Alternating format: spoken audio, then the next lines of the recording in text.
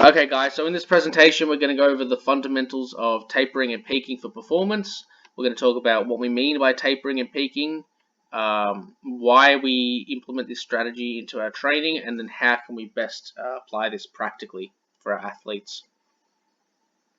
So what we mean by tapering and peaking is that tapering is essentially the process. It's a strategy that we use to peak our athletes, and what we mean by peak athletes is means we get them to perform at their best at a specific time. So tapering is the programming strategy we use to do that, and peaking refers to the athlete performing at their best. So tapering usually involves a reduction in the training load, which allows for fatigue to dissipate, and then subsequently performance can be at its best. And we're going to talk about why this is the case throughout this presentation. So on this slide we have the general adaptation syndrome, which is basically the most basic level of adaptation in the body. This theory suggests basically that we have a training session which disrupts homeostasis, and that causes an initial decrease in performance. Then, given that we have enough recovery, we can then adapt and our performance can get to a high level. And then if we don't do any training, our performance actually starts to go back down to our baseline level that we started. The important thing to note here is that this training session, in order to actually create this effect of a performance decrease and an adaptation to a new high of performance level, we need it to be the stimulus to be sufficient enough that it actually disrupts homeostasis. So it has to be strong enough to actually create change in the body. And over time, the body, if we continue this process, the body becomes more resilient to the stimulus, and therefore we need to apply stronger and harder stimulus known as progressive overload in order to continue to improve performance. So then if we string a bunch of training sessions together or training blocks together, we sort of have this effect where we do a session or a block. We go down initially, we come back up, we go down again, up, and every time we're going up, we are reaching a new high level of performance. And that's assuming that we're doing this properly. So we're after we do a session, we have the appropriate recovery in order to actually adapt to the new high level. So because the training session, in order to create adaptation, has to be sufficiently disruptive, this actually generates fatigue. And fatigue is, it's not like any fatigue is a bad thing. Fatigue is necessary, because if we do not actually have a training session that's hard enough, we're not actually going to be able to cause adaptation. And every time we actually disrupt homeostasis, fatigue is going to be generated.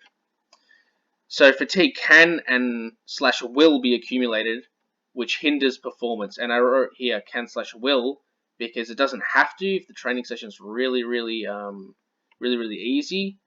But in order to actually promote enough adaptation, appropriate training will cause fatigue. So fatigue can accumulate, and then performance can be hindered because of that. And the reason why that's the case is this more sort of, I guess, more detailed model, where we're going to call it the fitness, fatigue, and performance graph or chart or theory. And what I've got here is basically at the bottom, this is 1, 2, 3, 4, 5 weeks, a typical 5-week training block. So as we have here, we have the training load, whatever you want to call it. The training load can be an increase in volume, it can be intensity or whatever. The overall training stimulus is what we're referring to with these blue blocks here. So week 1, it's just enough to stimulate adaptation. It gets slightly harder, harder again. So the 4th week's the highest, and then in this 5th week, we have a deload week or an unloading week where the training load's even less than the first week, and the effects that has is up here. So firstly, we have this blue line, which is fitness, and fitness is basically what level of adaptation we're at. So basically, our structural and neural level of performance or adaptation that that we're currently at. And fitness takes a long time to increase. It also takes a long time to decrease. So if we don't do any training, fitness takes a lot longer relative to fatigue to actually dissipate, but it also takes a lot longer to build. So as you know, 5 weeks of training isn't going to get you crazy results. It's going to get you, you're going to be better off than you were, but you're not going to be hugely different to when you started. It takes a long time, years and decades of training to actually bump this fitness up a lot. But the good thing about that is that if we take a week off, if we take a week of really easy training, we can pretty much maintain our fitness. So fatigue is in this orange line, and fatigue is basically more of a variable factor. So fatigue can be generated really quickly, but it can also be dissipated very quickly.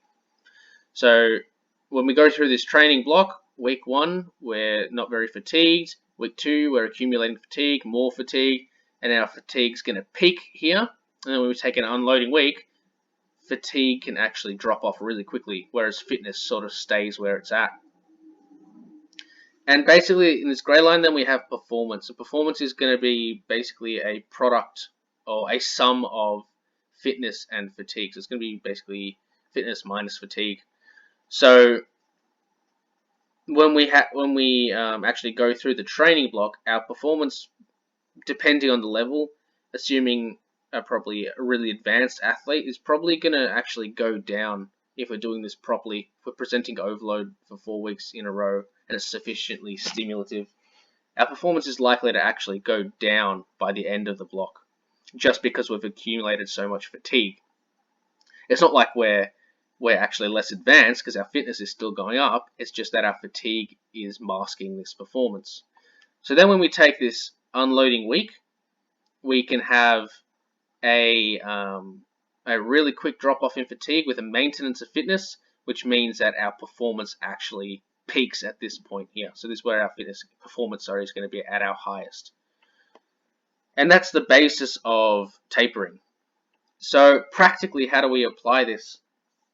So generally, it's pretty commonly considered that we want to reduce training volume, and that's going to allow us to dissipate fatigue, just the sheer volume of training. We need obviously some volume to actually maintain and build fitness, but remember, fitness can last. Fitness is very slow to decline. So that a reduction in volume is going to dissipate more fatigue than it's going to hinder fitness. And intensity we want to maintain, and that's going to allow us to maintain our specific fitness. So intensity is going to be specific to the sport. So if it's going to be some sort of speed training, we want to maintain the high speeds. If it's going to be some sort of strength training, we want to maintain the high loads. So it's all going to be relative. And then what happens? So this is basically a 6-week training with a 2-week tape at the end. And what's happening here is that this volume is staying the same. It's quite high at the start, and what's increasing is intensity. So this is, this could be it could be any sport doing that, where the volume's at a base level, and all that's increasing is intensity till it gets to this point, week 4, which is the hardest week. So we have high intensity and high volume, and then from there, we're going to be very fatigued, but we're also going to have very high fitness. And so from there, we have 2 weeks of we maintain that high intensity that we built up to, but then we start dropping off volume, which is going to allow that fatigue to dissipate with the maintenance of fitness through this high intensity. So how do we know how long we actually make this taper? Do we just have a whole 6-week block of reducing volume? Potentially. The primary concern here is that we don't present an overload. The overload's what's going to create the fatigue. So from here, from week 4 to week 5 is not an overload. It's not as hard as week 4. So that's the main thing we need to take into consideration. So we could have a whole 6-week training block of volume decreasing, but if intensity is still increasing, we might still be generating fatigue. So some things to consider individually is that a greater training age, greater training status or fitness, so really elite athletes are going to have a much higher fitness, and they're going to be able to maintain their fitness for longer, and but also the fatigue that they generate is a lot higher because of the level that they're at. Also, in sort of strength and power sports, greater body mass and greater weight that you're lifting is going to also mean that fitness is going to be able to maintain for longer, and fatigue's going to be reduced slower. And these are basically suggesting that these sort of people need a longer taper.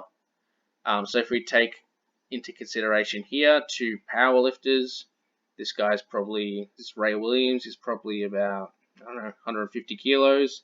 This is Marissa Inda, she's probably, I don't know, 50 something kilos.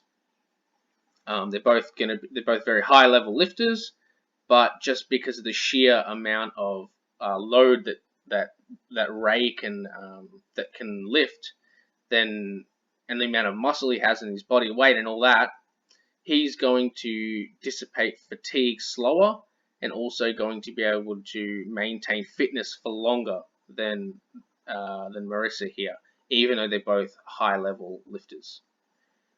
And that's all I've got for today. Thanks for listening. Hope you got something out of it.